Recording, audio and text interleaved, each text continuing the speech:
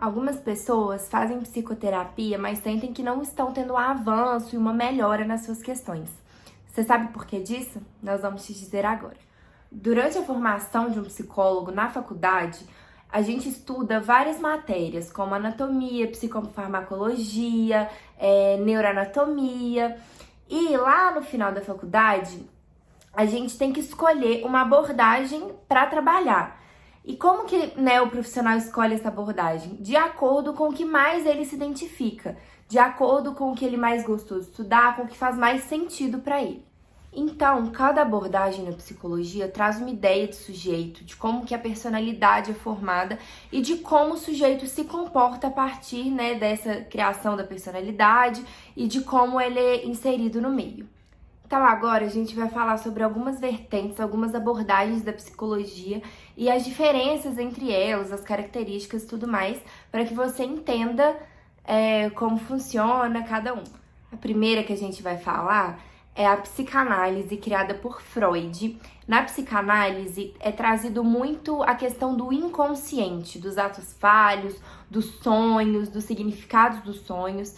E o profissional, o psicólogo, o psicanalista, traz essas questões do inconsciente para o consciente para que elas sejam resolvidas de modo a não causar tanto mais sofrimento na pessoa. Como é que funciona a psicanálise na prática? Você marca uma consulta, você chega e o analista vai te ouvir. E aí você fala e ele te escuta. E aí ele pega os pontos que você não está enxergando na sua fala, como por exemplo repetições. Vamos imaginar que você conte para ele que você sempre muda de emprego muito fácil, que você sempre pede demissão ou que é demitido, etc e tal. Então ele vai chamar a sua atenção para aquele ponto ali. O que acontece na sua vida que está repetindo sempre? Uma outra coisa muito importante na psicanálise é o divã. O cliente deita no divã, ele tem o analista atrás dele. E por que isso acontece? Freud dizia que ele não suportava atender pessoas o dia inteiro olhando para ele e ele olhando para a pessoa. Então ele botava a pessoa deitadinha no divã, ficava atrás. E aí ele tinha o que a gente chama de atenção flutuante. Ele escutava, de repente alguma coisa chamava a atenção dele e ele intervinha.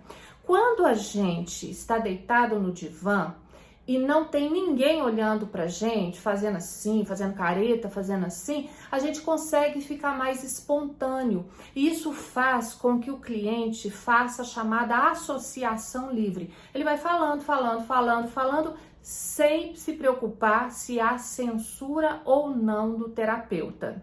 Por isso que o divã é tão importante.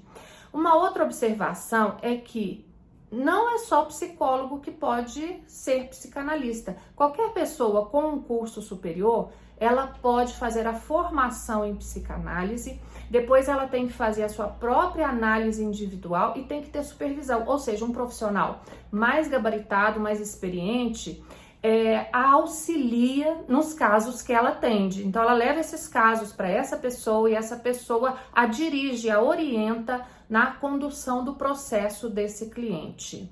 A psicanálise também vai trabalhar muito com sonhos. Então, às vezes, o cliente chega e fala assim: nossa, hoje eu sonhei com a minha avó que morreu já tem muito tempo. E engraçado demais porque ela estava fazendo almoço no refeitório, na cozinha do restaurante popular. À primeira vista é uma coisa muito maluca, assim, ou então sonhei que eu estava voando, ou que eu estava despencando num precipício. E aí, com a ajuda do analista, o sonho vai sendo destrinchado, detalhado, e o cliente vê que cada pedacinho ali do sonho tem a ver com um conflito inconsciente que ele vivencia, ou no momento, ou que já traz esse momento anterior. A psicanálise, ela exige muito tempo de trabalho. Geralmente os clientes ficam em análise anos e anos e anos e anos. E uma das queixas que eu mais encontro é a seguinte: o cliente chega e fala assim: olha, eu já fiz algumas terapias anteriormente E eu procuro saber o que é que deu certo, o que não deu certo, você gostou, não gostou, por que você tá vindo pra mim. E muitas vezes essa pessoa fala, o meu psicólogo, meu psicanalista não falava nada. Só eu falava, e ele não falava nada, ele só falava assim, ok, por hoje é só, te espero na próxima sessão. A psicanálise tem isso mesmo. Não é que o psicanalista não intervenha, ele intervém. Mas só no fato da pessoa ficar falando, ela vai se escutando e ela própria tem os insights e ela própria tem dentro de si o combustível para a mudança. Na TCC, a terapia cognitiva comportamental, o psicólogo trabalha muito pensamentos distorcidos do paciente, aqueles pensamentos assim que não são reais, que vão além da realidade e que acabam causando comportamentos distorcidos por conta desses pensamentos. A TCC, terapia cognitivo comportamental, se você prestar atenção no nome, é cognitivo, os pensamentos, comportamental, a ação. O que acontece nesse tipo de terapia?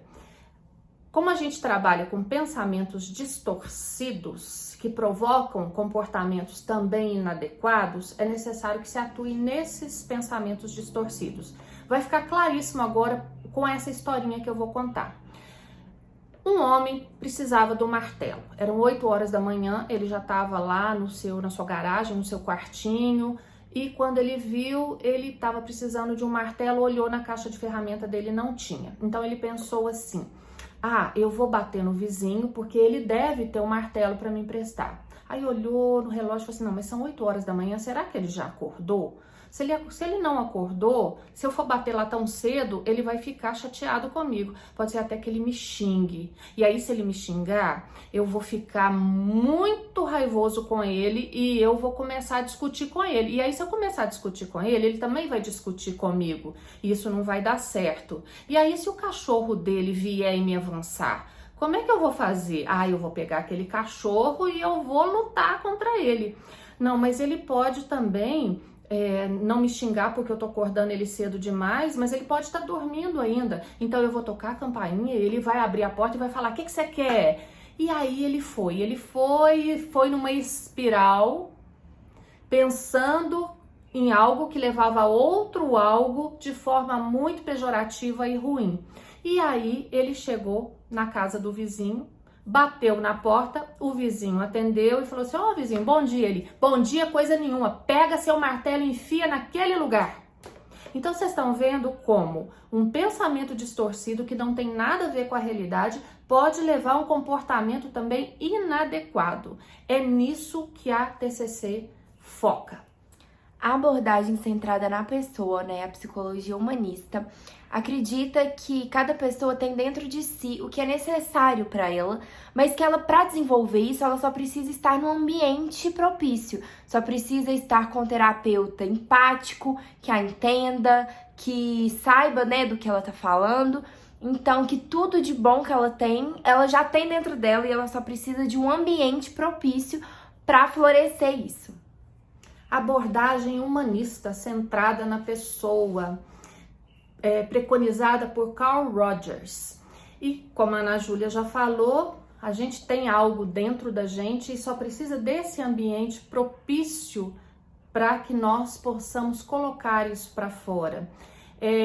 Rogers, ele gostava muito de aconchegar, criar esse ambiente onde a pessoa sentisse que ela não era julgada e assim ela ficava relaxada para falar o que ela quisesse, o que ela tivesse vontade.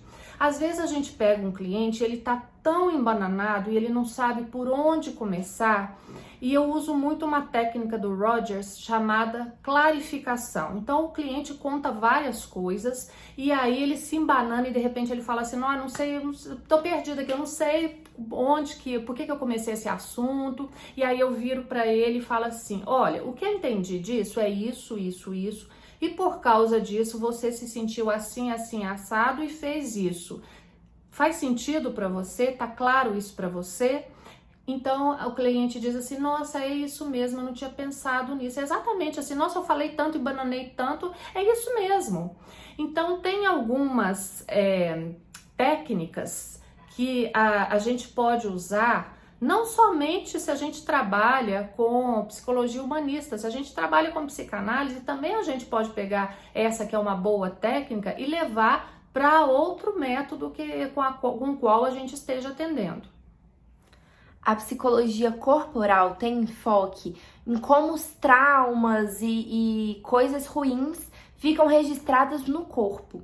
Então, né, nesse tipo, né, de abordagem, na terapia, é trabalhado exercícios de relaxamento, de respiração, de postura, para que esses traumas, né, que são registrados no corpo vão desaparecendo com o passar do tempo. Na psicologia reichiana, que é a psicologia corporal, o Reich falava muito das couraças corporais, que são aquelas que a gente cria, endurecendo ali o corpo por causa desses traumas que nós tivemos e que ficaram registrados aqui. E geralmente esses traumas são infantis e a gente carrega pela vida toda. Então o Reich trabalhava com postura, ele trabalhava com movimentos, e enquanto a pessoa ia se movimentando, ela ia falando, e aí juntando a fala com o movimento, isso produzia uma espécie de descourarização, se é que existe essa palavra, retirar essa couraça da pessoa para que quem realmente ela fosse, para que a essência dela fosse trazida à tona. É uma terapia para quem gosta muito de mexer com o corpo, para quem não gosta de ficar somente no pensamento, somente na fala. A psicologia sistêmica foca muito no sistema familiar na qual a pessoa está inserida. Então, no sistema, né, com o pai, com a mãe, com os irmãos, com o marido, mulher, porque acredita que a pessoa está naquele sistema e que ele atua sobre ela da mesma maneira que ela atua sobre o sistema como um todo. A terapia sistêmica diz o seguinte: todos nós estamos inseridos num sistema, e o primeiro sistema no qual estamos inseridos é o sistema familiar. E a gente vai ver as questões das relações. E qualquer coisa que atinge um membro do sistema atinge todos os demais. Por exemplo, vamos pegar uma família, um dos filhos ficou viciado em droga, é um drogadito, em cocaína, por exemplo. Então, o que vai acontecer? Esse filho vai ter alterações no sono, no apetite, ele pode largar a escola, isso tudo influencia os outros membros, pai, mãe, irmão. Todos os olhares vão se concentrar nesse filho, que é chamado de paciente identificado, ou seja, a pessoa problema. Mas se uma pessoa tem um problema, de acordo com a visão sistêmica, os demais também têm. Então, se todas as ações, todo o pensamento estão voltados para esse filho drogadito, esse irmão, por exemplo, desse rapaz, ele pode se ressentir que ele está sendo deixado de lado. Sendo deixado de lado, ele vai agir de acordo com isso que ele está observando na família. Marido e mulher podem começar a brigar no sentido de ele tá assim porque a culpa é sua. Não, ele tá assim porque a culpa é sua. Então, uma coisa que acontece com um membro acontece com todo o sistema. Então, geralmente, atendimento de família, vai todo mundo para a sala e aí essa família é trabalhada. Verifica-se como é que fulano acha que ciclano pensa a respeito de Beltrano. A gente pode também fazer uma escultura familiar, por exemplo, a gente pede para a pessoa falar assim: eu quero agora que você coloque ali o seu pai, a sua mãe, o seu irmão do jeito que você acha que eles interagem na família. Aí essa pessoa vem, coloca o pai separado da mãe, o irmão mais distante e ela sentada no chão. Então faz-se ali uma escultura dos dramas familiares. Trabalhamos com tarefas, né? Assiste esse filme, porque esse filme é muito importante, muito interessante, e ele vai te dar, vai mexer com o lado direito do cérebro e vai te dar alguns indícios do que é que você está vivendo aqui. Presta atenção na letra dessa música, Tira dessa música o refrão, a frase que mais te chama a atenção e a gente trabalha aqui. Às vezes a gente pede também para a pessoa preencher algumas tabelas. A gente trabalha com tarefas, né? A sua tarefa desse final de semana vai ser, por exemplo, ir até determinado lugar ou a casa que você morou na infância e reviver as situações que você viveu lá naquela época e observar hoje como é que isso chega para você. Então, é uma terapia muito rica que a gente tem várias possibilidades a partir dessa abordagem. A próxima é a psicologia junguiana. E o Jung, ele foi discípulo de Freud, aprendeu com ele, mas várias ideias se divergiam. Então, Jung continuou estudando e criou sua própria abordagem. Na psicologia junguiana, a questão do inconsciente é muito forte também, e o Jung começou a estudar muito sobre os sonhos do paciente, né? Sobre essa questão dos sonhos e do que os sonhos querem dizer, do que trazer os sonhos mesmos para a realidade. Na psicologia junguiana, como já foi falado pela Ana Júlia, o Jung separou-se do Freud e ele começou a trabalhar com alguns conceitos como ânima e ânimos, arquétipos, inconsciente coletivo, mandalas, e é justamente aí que o psicanalista junguiano, ele vai retirando do cliente aquilo que ele traz de acordo com esses conceitos dessa abordagem. Também dá muita ênfase aos sonhos, porque os sonhos são aquele material que a gente tem lá muito represado, aquele material que a gente não traz para a superfície. Por quê? Porque a gente não pode trazer, porque há uma censura muito grande. Então, quando a gente dorme, essa censura é rebaixada e aí esse material inconsciente ele pode emergir. Então, nesse aspecto, a psicologia junguiana ela é bastante similar à psicanálise. Não existe uma abordagem melhor do que a outra. Existe o profissional competente, com uma escuta atenta, ativa, com um desejo de ajudar, e existe o cliente que busca solução para a sua demanda. Em determinados momentos da vida, uma abordagem pode ser melhor do que a outra. Vou dar um exemplo pessoal. Eu fiz anos de terapia humanista, foi excelente. Chegou uma hora que eu precisei da psicanálise e era muito interessante porque quando eu deitava no divã, eu costumo dizer que eu abria minha torneirinha de atos falhos. Eu fazia um ato falho atrás do outro. Eu sonhava muito e sempre estava levando sonhos muito diferentes, muito ricos para trabalhar em análise. Então, se eu tivesse feito a psicanálise antes, talvez eu não usufruísse tanto dela. Mas essa é a minha experiência. Agora, uma coisa importantíssima que é necessário para toda a terapia é o seguinte: o cliente precisa entender que é um processo e processo não é tirar com a mão. Psicoterapia não é tomar um antibiótico que você fica bom de uma infecção, se você tomar o remédio durante 7, 14, 21 dias, não sei, e depois você tá livre daquela infecção. Não. Você levou muito tempo para ser você. Então, não é de um dia para o outro que você vai encontrar maneiras novas de ser você. É um processo. E o que eu vejo muito acontecer é as pessoas desistirem da terapia quando elas começam a melhorar. Ótimo, tem que melhorar mesmo. Tem que melhorar aquela demanda inicial. Mas daí, se ela não trabalha o que está lá embaixo, o que acontece? Dali a pouco ela está voltando porque o seu novo sintoma tem as mesmas raízes. Então, o processo, o cliente precisa entender que as coisas acontecem num crescendo. Uma outra questão importantíssima é o vínculo. O cliente não confia no terapeuta de cara, ele vai ter vergonha de contar as coisas, ele vai ficar pensando, nossa, o que ele vai pensar se eu falar isso? Nossa, ele vai me julgar.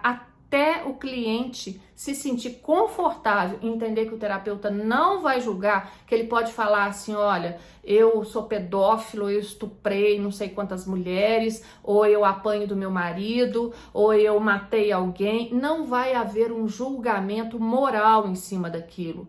O psicólogo vai tentar entender que caminhos você percorreu para você chegar onde você está. Então é preciso de vínculo, de construção. E toda construção, ela é gradativa. Não acontece de uma hora para outra e tem que ter uma construção sólida, senão o prédio desaba, né? Vocês conhecem prédios que desabaram porque foi usado material de quinta categoria, o terreno era arenoso. Então o vínculo, ele é importantíssimo em qualquer terapia. Uma outra questão também é que o cliente chega querendo que o psicólogo resolva o problema dele sem se implicar em nada. Ele acha que o psicólogo vai dizer assim, olha, faz isso, faz aquilo, eu acho que você devia fazer aquilo, nossa, que você não devia fazer aquilo outro. Não, quem toma a decisão é o cliente. Então, o psicólogo bom é aquele psicólogo que se faz desnecessário, que vai ajudando o cliente, que vai iluminando o caminho, mas quem tem que caminhar é o próprio cliente. Então tem que parar com essa ideia de que eu vou ali começar a fazer uma terapia, ele vai me dar uma receita e eu vou ficar ótimo. Não é assim, não é assim. Psicoterapia não é tomar antibiótico. Então essas questões são absolutamente importantes, necessárias, vitais para que a psicoterapia desenrole, seja qual for a abordagem do seu psicoterapeuta. Eu recebo algumas perguntas assim também. Olá, tudo bem? Vi o seu trabalho na internet. Você trata depressão? Aí eu falo assim, não, eu não trato depressão. Eu trato pessoas que estão com depressão. Ou eu trato pessoas que não sabem dizer não. Ou eu trato pessoas que têm a vontade de salvar o mundo. Então, eu trato pessoas, eu não trato doenças, eu não trato transtornos, eu não trato dificuldades, eu trato pessoas humanas, passíveis de erros, de acertos, que estão querendo mudar a vida para muito melhor, querendo uma vida muito mais leve. Gente, se vocês gostaram do conteúdo, compartilhe, manda para todo mundo que vocês conhecerem, porque eu tenho certeza que tem gente precisando ouvir tudo isso que a gente falou, tá bom? Até mais!